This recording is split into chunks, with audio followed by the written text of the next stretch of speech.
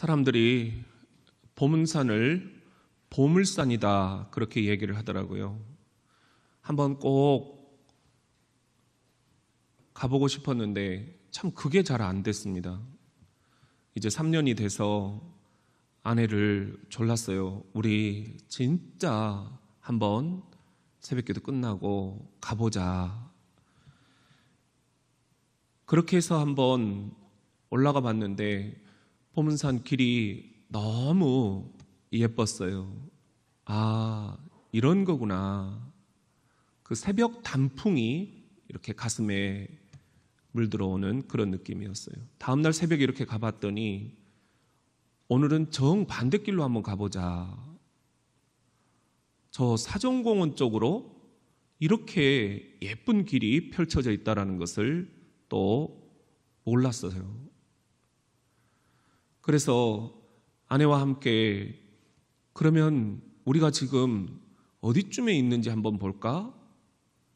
봤더니 우리가 걷고 있는 길이 정말 그 보문산에 조그만 이 길을 왔다 갔다 뱅뱅뱅뱅 거기서만 머물고 있었더라고요.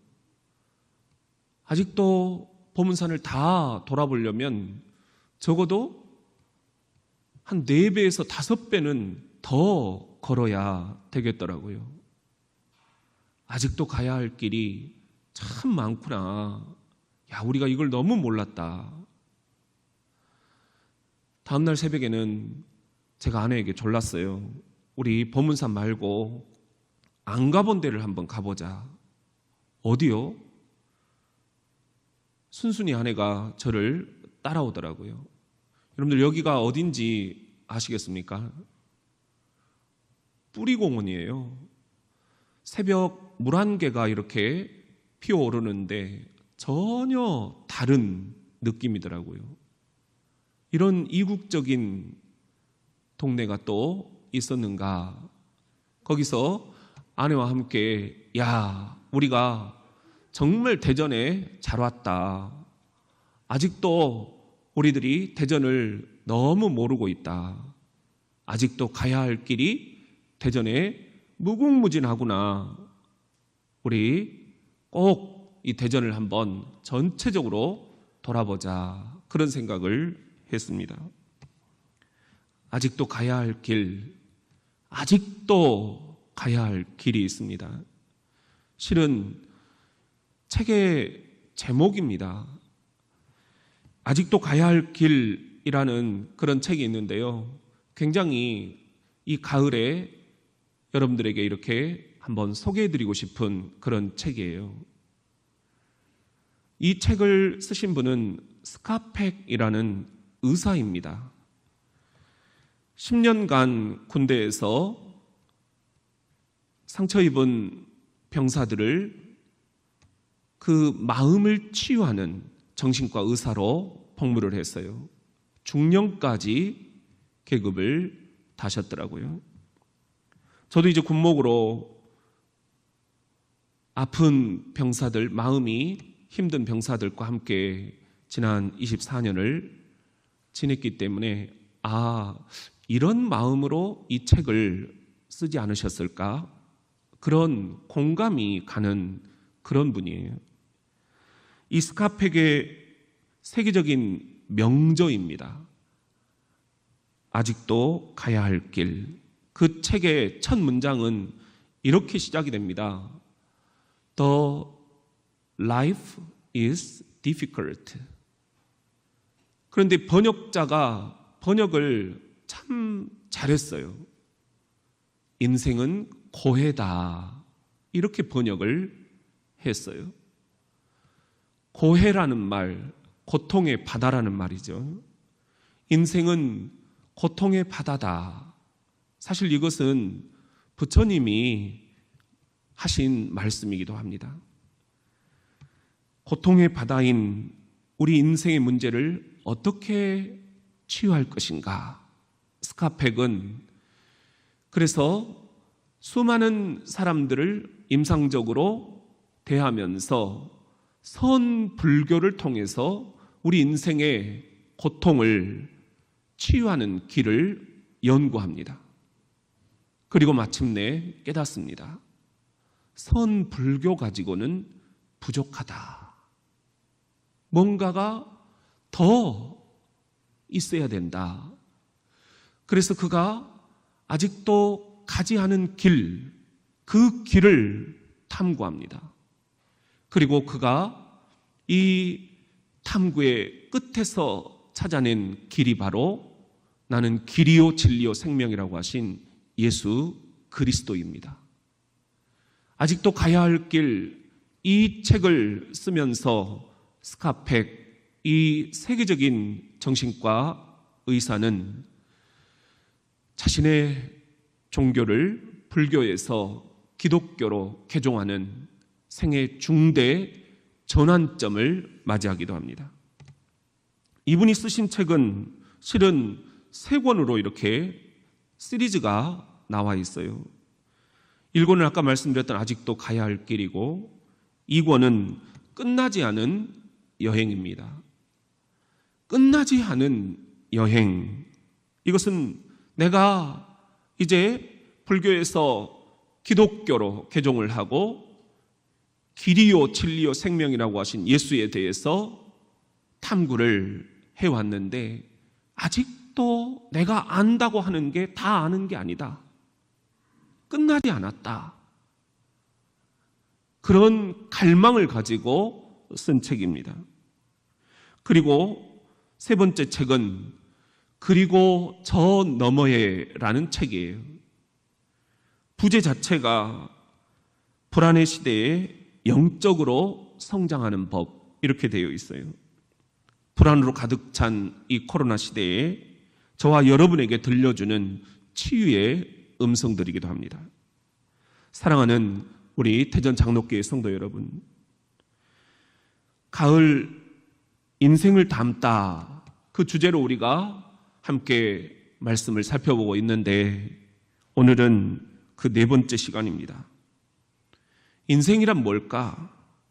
스카펙이 말한 것처럼 인생은 고해, 고통의 바다 아닌지요? 여러분도 지금 이 고통의 바다 한가운데 빠져서 허우적거리고 있는 것은 아닌지요?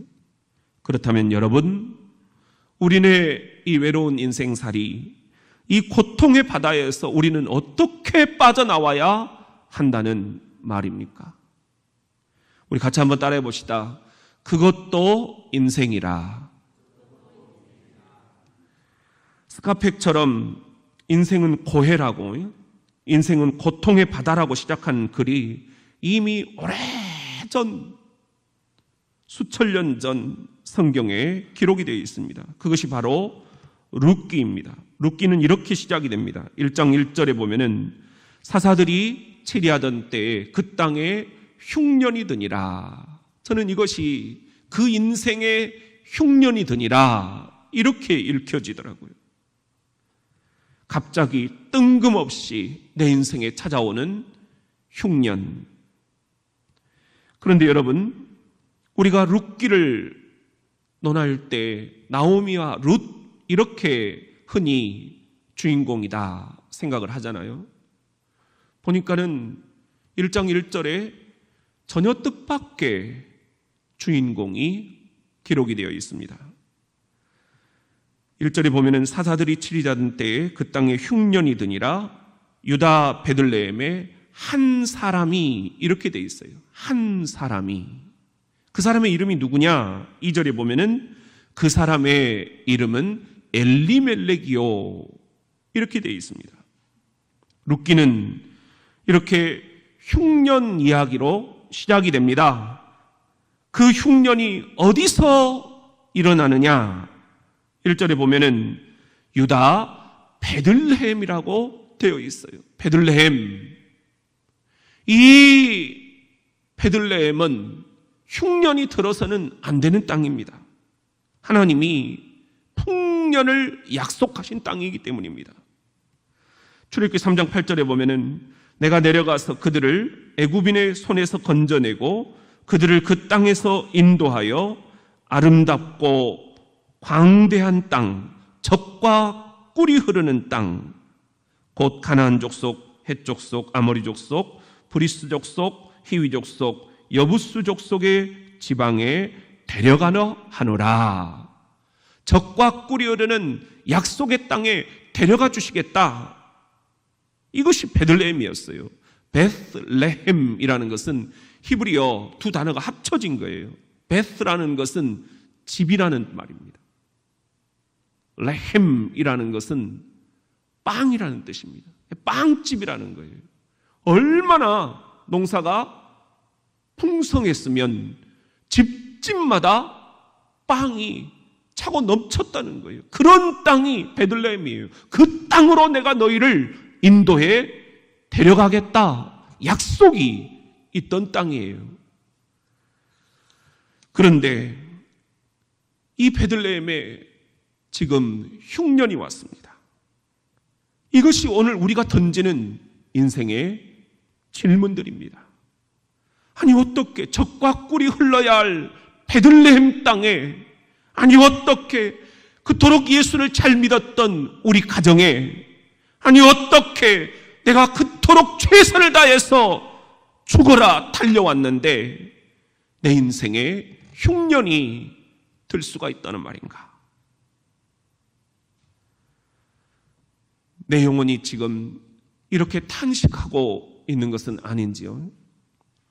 물질적으로, 또 막막한 진로 때문에, 자녀들 문제로, 부부관계로, 인간관계로 우리들이 생각지 못하는 인생의 흉년이 찾아왔습니까?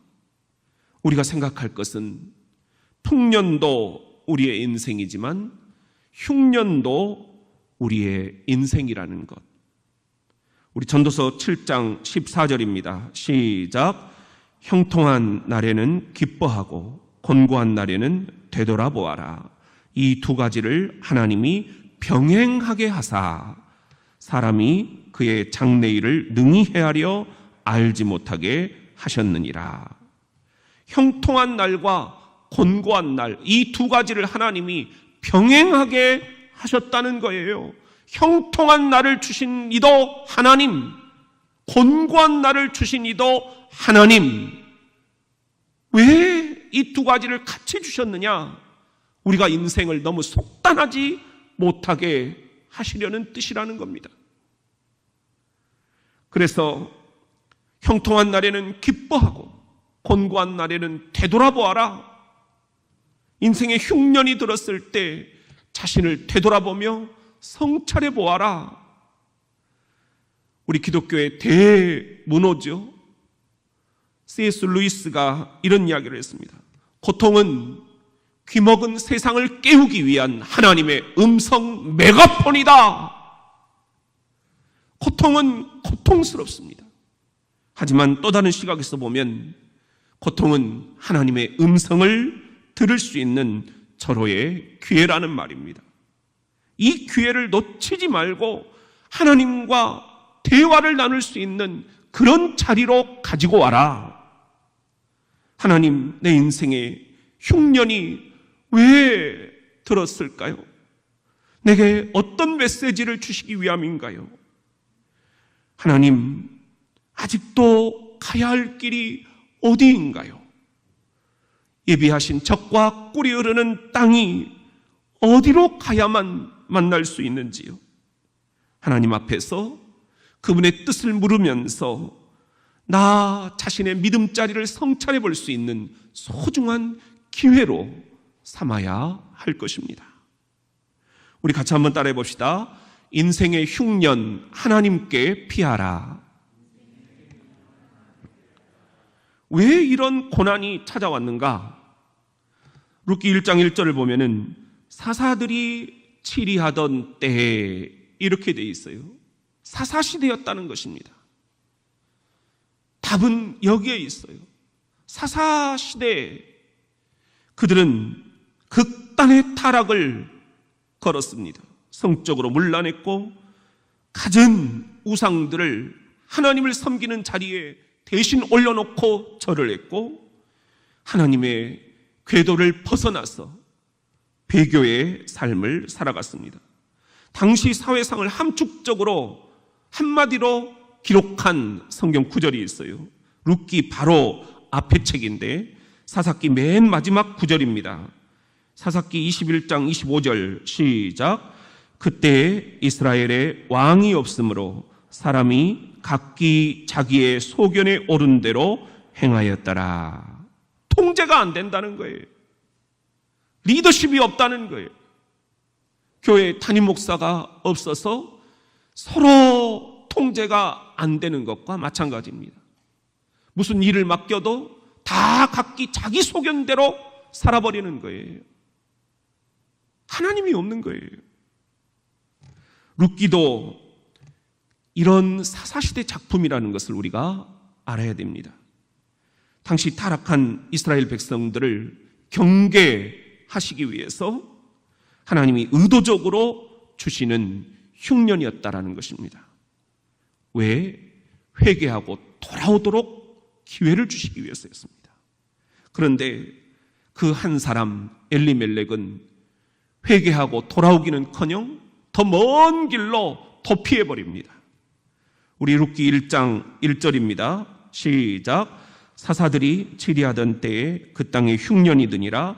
유다 베들레헴의 한 사람이 그의 아내와 두 아들을 데리고 모압 지방에 가서 거류하였는데, 엘리멜렉이 모압 지방으로 도피해버린 거예요.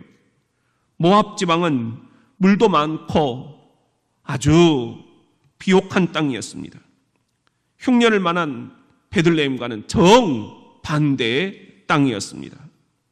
그곳에 가면 살 길이 있겠지, 가장으로서는 생각해 볼 법한 판단이었습니다. 그런데 그곳은 절대로 가서는 안 되는 땅이었습니다.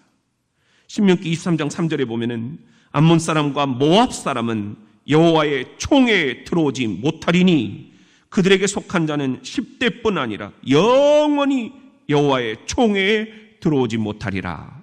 신명기 23장 6절에 보면은 네 평생에 그들의 평안함과 형통함을 영원히 구하지 말지니라. 모압은 하나님께 저주받은 땅이었어요. 우상 숭배의 땅이었기 때문에 하나님이 버리신 카드였어요. 그래서 그 땅과는 절대로 교류하지 말아라. 영원히 그 땅과는 분리되어라. 그래야 너희들의 믿음의 신실함을, 믿음의 순수함을, 믿음의 정통성을 지킬 수가 있다. 하나님이 그렇게 원하셨건만 엘리멜렉, 난 모압으로 갈 거야. 너희들 우리 가정 모압으로 간다. 회개 대신 도피를 선택합니다. 하나님이 약속하신 땅에서, 하나님이 저주하신 땅으로 궤도를 이탈합니다. 그 길은 자신도 죽는 길, 자기 가족들까지 몰살시키는 길이었습니다. 룻기 1장 3절에 보면은 나오미의 남편 엘리멜렉이 죽고, 5절에 보면은 말론과 기럨 두 사람이 다 죽고, 남편도 두 아들도 그 모압 땅에서 다 죽어버려요. 끔찍한 한 가문의 몰락입니다. 이렇듯 인생의 흉년이 찾아올 때 사람들은 두 갈래 길 앞에 선택을 해야만 하게 됩니다. 시편 11편 1절에 보면은 어떤 이들은 내가 여호와께 피하였거늘 여호와께 피하는 길을 선택합니다. 그런데 너희가 내 영혼에게 새같이 네 산으로 도망하라 하면 어찌함인가? 어떤 이들은 여호와 대신 자신들이 축적해 놓은 산, 자신들이 쌓아놓은 그 산으로 도피하는 것을 선택합니다. 엘리멜렉은 후자의 길을 선택했습니다. 그 길은 가족도 자신도 몰락하는 길이었습니다. 여러분은 지금 여러분의 가정을 어떤 길로 선택하고 어떤 길로 데리고 가고 있습니까? 인생의 흉년이 찾아오는 것은 그것 또한 인생입니다. 우리가 거쳐야 할 과정은 거기서 우리가 어디서부터 잘못되었는가 생각해 보는 것입니다. 그 생각을 우리들이 놓쳐버리면 소중한 기회를 놓쳐버리는 것입니다. 계시록 2장 5절에 보면은 시작. 그러므로 어디서 떨어졌는지를 생각하고 그랬어요. 어디서 떨어졌는지를 생각해 보라는 것입니다. 어디서부터 우리 가정이 잘못됐지? 어디서부터 내 신앙생활이 잘못됐지? 생각해 보라는 거예요. 속상하고 원망스럽고 분노가 일 수도 있습니다. 그렇지만 사람들 문제는 하나님께 맡겨야 됩니다. 나는 문제가 없었는가? 내 신앙생활에는 문제가 없었는가? 나는 어디서 떨어졌는가? 나를 성찰할 수 있어야 된다는 겁니다. 계시록 2장 5절 말씀 보면은 그러므로 어디서 떨어졌는지를 생각하고 회개하여 처음 행위를 가지라. 회개하라는 말은 우리가 하나님의 궤도를 이탈했는데 다시 그 궤도를 올라서는 것입니다. 여러분, 기차가 탈선했다가 다시 정상화되는 것입니다. 메타노이아, 이 회개라는 말 뜻을 우리들이 안다면 우리들 이 시간 내가 어디서부터 하나님의 궤도에서 이탈했는가 되돌아보고 생각해보고 성찰해보고 회개하여 다시 하나님께 돌아오는 것입니다. 정상화되는 것입니다. 그리고 그 모든 회개 과정은 철저히 말씀 중심이어야 할 것입니다. 시편 119편 67절 시작. 고난당하기 전에는 내가 그릇 행하였더니 이제는 주의 말씀을 지키나이다. 고난당하기 전에는 내가 몰랐습니다. 그렇지만 이제 내가 어디서부터 떨어졌는지를 생각해 보니 내가 하나님의 말씀을 잡지 못했기 때문이다. 내 중심이 말씀에 우뚝 서지 못했기 때문이다. 이제는 주의 말씀을 지키나이다. 말씀으로 깊이 돌아가야 진정한 회개가 내 안에서 일어날 줄로 믿습니다. 말씀이 없는 신앙, 말씀이 없는 회개, 이것은 정말로 위험한 것입니다. 말씀이 내 안으로 깊이 들어가야 내가 겪는 이 인생의 흉년 또한 하나님이 주시는 변장된 축복이라는 것을 그 말씀 속에서 깨닫게 되는 것입니다. 우리 같이 한번 따라해 봅시다. 기가 막힌 반전이 기다리고 있다. 사사기와 룻기는 사실은 하나로 묶어져 있습니다. 세트입니다. 사사기는 문제 제기의 책입니다. 사사기 21장 25절 마지막 구절을 한번 읽어봅시다. 시작. 그때 이스라엘에 왕이 없으므로 사람이 각기 자기의 소견에 오른 대로 행하였더라. 다 자기 소견대로 행하였다는 거예요. 이 일을 어찌할 것인가? 거기에 대한 문제 해결을 제시하는 책이 룻기예요. 룻기 4장 18절부터 보면은 베레스의 계보는 이러하니라. 베레스는 헤스론을 낳고 헤스론은 람을 낳았고 람은 암미나답을 낳았고 암미나답은 나손을 낳았고 나손은 살몬을 낳았고 살몬은 보아스를 낳았고 그리고 이제 우리가 잘 아는 보아스는 오벳을 낳았고 오벳은 이새를 낳았고 이새는 다윗을 낳았더라. 그리고 이 다윗의 후손 가운데 메시아 예수 그리스도가 이 땅에 태어나신 것입니다. 기가 막힌 반전, 엘리멜렉의 가문을 통해서 일하시는 하나님의 섭리가 이렇게 숨어 있었던 것입니다. 그 기가 막힌 반전, 지금 여러분을 위해서 주님이 숨겨놓고 계십니다. 대대손손 여러분이 어떻게 기독교 명문 가문을 이루어 갈 것인가? 하나님이 여러분의 가정과 여러분의 가문, 여러분의 자녀와 여러분의 손주, 대대손손 어떻게 역사하실 것인가? 우리가 희망의 끈을 놓지 말아야 될 이유, 바로 이렇게 기가 막힌 반전이 기다리고 있기 때문입니다. 1897년 폴 고갱이 그린 생애 마지막 대작이 있어요. 이 그림인데 여러분들 한 번쯤 보셨을 거예요. 그런데 그가 인생 말년 흉년이 들었을 때 그 인생의 흉년 가운데 마지막으로 이 그림을 그리면서 이름을 뭐라고 붙였느냐? 좀 길어요. 우리는 어디에서 왔는가? 우리는 무엇인가? 우리는 어디로 가고 있는가? 이 질문은 교회 창립 65주년을 맞이한 우리 대전 장로교회에 주시는 주님의 질문이기도 합니다. 우리는 어디에서 왔는가? 하나님 나라에서 이 땅에 내려온 거지. 우리는 무엇인가?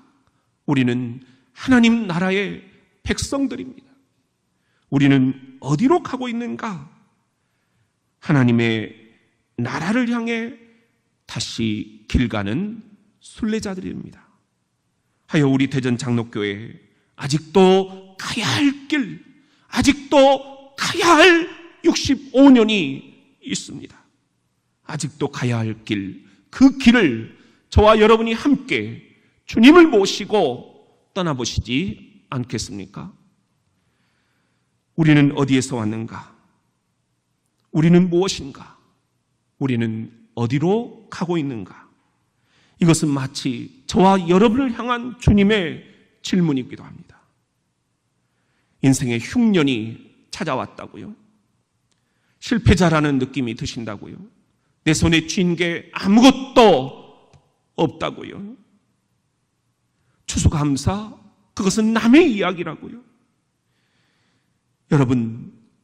여러분이 뭘 해보려 하는 그 움직임을 잠시 멈추십시오. 여러분이 자꾸만 부시럭거리니까 하나님이 뭘 해보려 하셔도 개입하실 수가 없는 것입니다. 자, 이제 하나님이 일하실 차례입니다. 자, 이제 저 위대하신 하나님이 일하실 차례입니다. 보십시오. 여러분, 저 기가 막힌 반전의 시나리오를